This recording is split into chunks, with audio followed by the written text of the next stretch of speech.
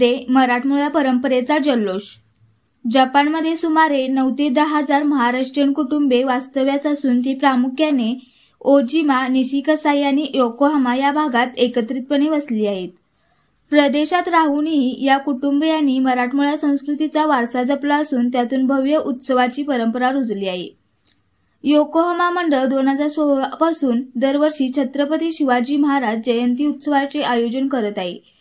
तब्बल 11 वर्षांचा प्रवास पूर्ण करताना या उत्सवाने जपानमधली आपली भव्य परंपरा निर्माण केली आहे। याशिवाय इंडिया कल्चर सोसायटी टोकियोने पहिल्यांदाच आणि एकमेव अशा पद्धतीने शिवजयंती उत्सवाची सुरुवात केली आहे। या सोहळ्यामध्ये दरवर्षी सुमारे 700 ते 800 लोकांचा उत्स्फूर्त सहभाग असतो।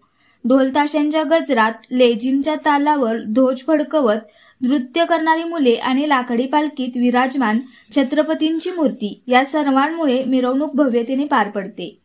दरम्यान जपानमध्ये भगवान गणेशांना कांगीतेन म्हणून ओळखले जाते, त्यामुळे स्थानिक जपानी नागरिकांनाही भारतीय संस्कृतीशी सहज जोडले जातात आणि उत्सवाचा खरा अर्थ ते अनुभवतात।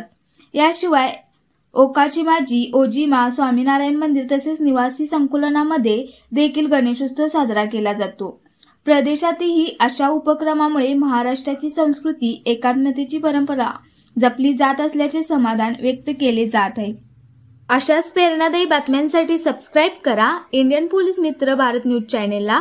संपर्क डॉक्टर सुरेश राठोड, संपादक 9623420295।